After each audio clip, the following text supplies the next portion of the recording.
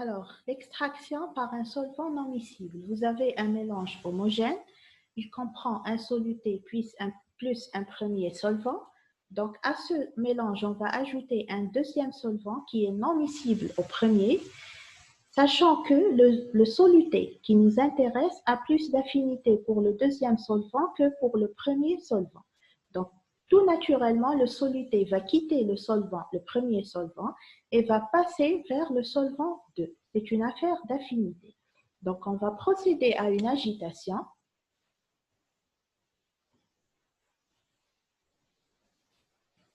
Donc, on va procéder à une agitation. On obtient à la fin un mélange non homogène, c'est-à-dire un mélange hétérogène. On va décanter. Donc, on va avoir d'un côté le soluté qui se trouve maintenant dans le solvant 2, plus un solvant, le premier solvant qui est vidé de son soluté.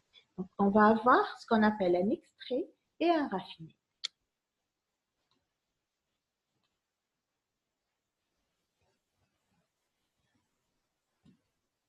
J'espère que l'extraction, le principe de l'extraction est bien clair. Donc, tout ce qui est passé, vous pouvez poser vos questions par email. Il n'y a pas de problème, j'y répondrai.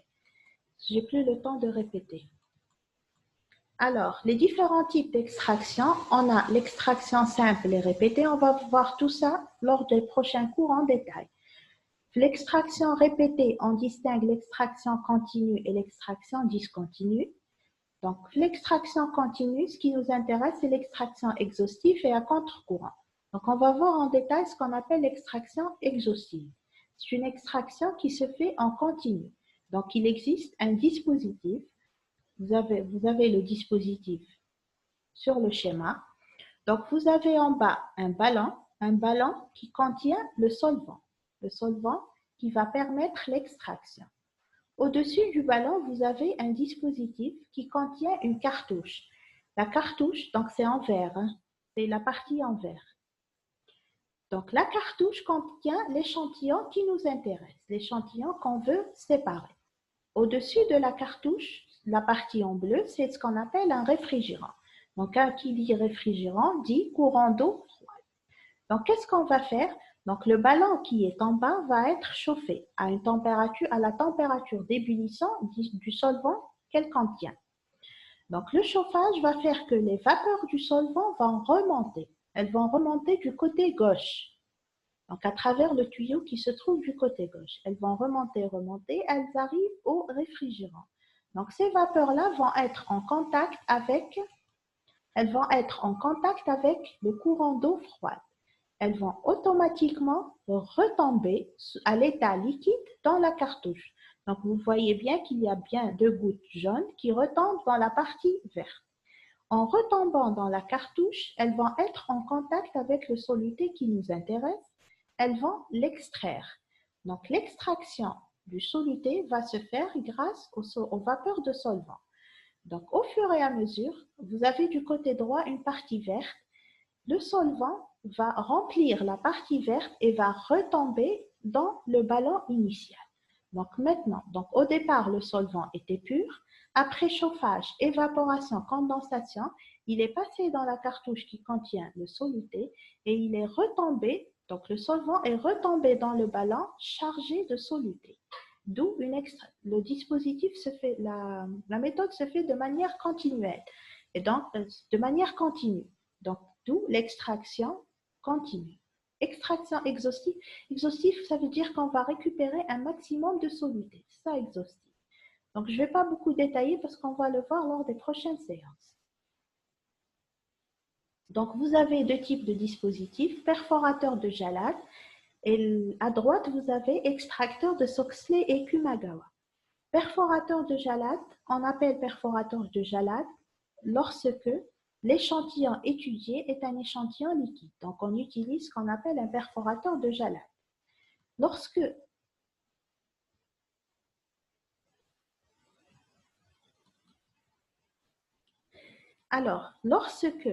il s'agit d'un échantillon solide, on parle soit de l'extracteur de Soxhlet, soit de l'extracteur de Kumagawa. Donc, lorsqu'il s'agit d'un échantillon liquide, c'est le perforateur de Jalad. Lorsqu'il s'agit d'un échantillon solide, c'est soit Soxhlet, soit Kumagawa. Alors, cette partie-là, tout ce qui est extraction, je vais le faire en détail lors de la prochaine séance. Donc, ne vous inquiétez pas pour ça. Comme j'ai presque plus de temps, je vais continuer. Donc, on passe aux méthodes chromatographiques. La chromatographie, c'est toujours un transfert de phase. Elle est basée sur les différences d'affinité d'une substance à l'égard de deux phases en contact. L'une est stationnaire, l'autre est mobile. Dans ce cas-là, nous avons deux phases, une phase stationnaire et une phase mobile. Stationnaire, c'est-à-dire qu'il ne bouge pas. Une phase mobile, c'est-à-dire c'est une phase qui bouge. Donc, je vais vous montrer directement le schéma du dispositif chromatographique. Donc, c'est une chromatographie simple, ce qu'on appelle une chromatographie sur colonne. Vous avez, la plus à gauche, vous avez ce qui ressemble à une burette. La burette contient ce qu'on appelle la phase stationnaire. C'est la première phase. La phase stationnaire, c'est-à-dire qu'elle ne bouge pas, elle reste à sa place. Donc, il faut que vous avez, la deuxième image, vous avez chargement du mélange, c'est-à-dire que je vais verser le mélange la partie supérieure. Donc, le mélange contient l'échantillon interne. Donc, le mélange, si je le laisse comme ça, il va rester en haut. Donc, qu'est-ce que je vais faire? Je vais ajouter ce qu'on appelle une phase mobile. En général, la phase mobile, c'est soit un gaz, soit un liquide. Donc, je prends le cas où la phase mobile est un liquide. La phase mobile va entrer en contact avec le mélange et va l'aider à traverser la phase stationnaire. Donc, au fur et à mesure que vous versez la phase mobile, le mélange va se déplacer et va descendre tout au long de la phase stationnaire. Comment se fait la séparation? La séparation se fait selon les affinités de substances.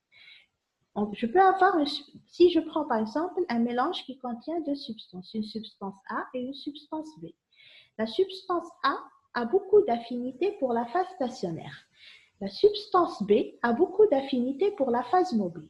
Donc, vous imaginez que la substance A, qui a plus d'affinité pour la phase stationnaire, va rester avec la phase stationnaire. Elle va coller à la phase stationnaire et elle va rester avec elle. La substance B, qui a plus d'affinité pour la phase mobile, au fur et à mesure que la phase mobile traverse la colonne, elle va traverser la substance B va traverser avec la phase mobile la colonne et va retomber en bas. Donc, on va les récupérer au bout du parcours. La substance A va rester avec la phase stationnaire. Donc, vous le voyez, le dernier schéma, la substance A qui se trouve dans le récipient de récupération et la substance B la substance A qui a une affinité pour la phase stationnaire reste dans la colonne. D'où la séparation. Donc, la séparation se fait sur la base, premièrement, d'une phase stationnaire et une phase mobile qui n'ont aucune affinité l'une pour l'autre. Les propriétés de la phase mobile et de la phase stationnaire sont totalement différentes. Et vous avez à côté de ça une différence d'affinité de substances pour la phase stationnaire et pour la phase mobile. Et selon les affinités, soit les substances vont rester avec la phase stationnaire, soit elles vont être récupérées avec la phase mobile. Là-dedans, les méthodes chromatographiques. Donc, les méthodes chromatographiques, vous les détaillerez en troisième année. C'est le programme de troisième. La même chose, idem pour l'électrophorèse. C'est une méthode élaborée, utilisée pour les mélanges homogènes et c'est aussi un transfert de phase. Toujours la même idée. Sauf que dans ce cas-là, le principe, c'est la migration des molécules chargées soumises à un champ électrique. C'est-à-dire que les molécules doivent être chargées, donc elles peuvent être des cations ou des anions, c'est-à-dire chargées positivement ou négativement, et on va les soumettre à un champ électrique. Selon la charge تاعهم, elles vont soit aller du côté, si la particule a une charge positive, elle va aller du côté où la charge est négative. Si maintenant elle est chargée négativement, elle va suivre le côté où la charge est positive. Donc la vitesse de migration va varier selon la taille des particules, selon leur masse, selon leur charge, selon leur forme, etc. Je pense que vous faites l'électrophorèse en biophysique. Sinon, vous la ferez en détail en troisième année. Donc, juste comprendre que la migration, elle s'intéresse à la migration de molécules chargées soumises à un champ électrique. C'est tout ce que je vous demande pour l'électrophorèse. Dernière méthode, c'est le changement d'état. Donc, on a vu la rupture de phase, on a vu le transfert de phase. Dernière méthode, c'est le changement d'état. Premièrement, la sublimation. La sublimation, par définition, c'est le passage de l'état solide à l'état gazeux. Tout simplement, passage de l'état solide à l'état gazeux. La sublimation est utilisée en général pour la purification de l'iode. Donc, lorsqu'on récupère l'iode à l'état naturel, il n'est pas pur, il est mélangé à d'autres substances. Donc, pour avoir l'iode pur, qu'est-ce qu'on fait? Donc, on le met dans une fiole. Donc, l'iode qu'on a récupéré naturellement, on le met dans une fiole, on va chauffer à haute température. Les cristaux d'iode vont s'évaporer, donc il va se sublimer. Donc, les vapeurs d'iode sont par la suite. Tout ce qui est iode est à l'état de vapeur. Tout ce qui n'est pas iode va rester au fond de la fiole à l'état solide. Donc, on va récupérer les vapeurs d'iode, on va les recondenser et on va avoir l'iode à l'état solide, mais dans ce cas-là, pur. Donc, j'espère que c'est clair. Donc, on va chauffer, l'iode va s'évaporer, les vapeurs d'iode vont être récupérées, elles vont être recondensées, on va les avoir à l'état pur. Dernière méthode, c'est la distillation. La distillation, c'est la séparation de substances liquides de volatilité différentes. Donc, vous avez un mélange de plusieurs liquides, de plusieurs substances liquides. Donc, vous avez un mélange de plusieurs substances liquides. Vous avez le ballon. Donc, là où le dispositif, il est devant vous. Toujours un ballon sur un chauffe-ballon. Donc, le ballon contient l'échantillon, donc le mélange de plusieurs phases liquides.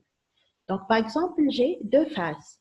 Le premier liquide, la température d'ébullition terreau est à 50 degrés.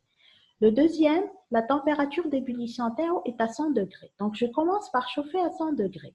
Le premier liquide va s'évaporer, il va s'évaporer, passer par le réfrigérant, donc se recondenser, et je vais le récupérer dans un Erlenmeyer. Donc, j'ai la première étape, récupérer le premier solvant qui a une température d'ébullition de 50 degrés.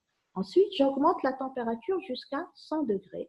Je vais récupérer le deuxième liquide et ainsi de suite. Donc, on va chauffer à chaque fois à la température d'ébullition des différents liquides et on va les récupérer après condensation.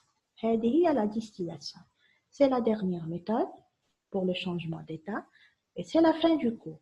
Donc, je vous demanderai, si vous avez des questions, d'essayer de réunir vos questions, de me les envoyer par email. J'y répondrai le plus tôt possible. Donc, j'espère que ça s'est bien passé. J'aimerais bien avoir des retours sur le cours par email, bien sûr. Donc, je vous donne rendez-vous mardi prochain pour l'extraction liquide-liquide.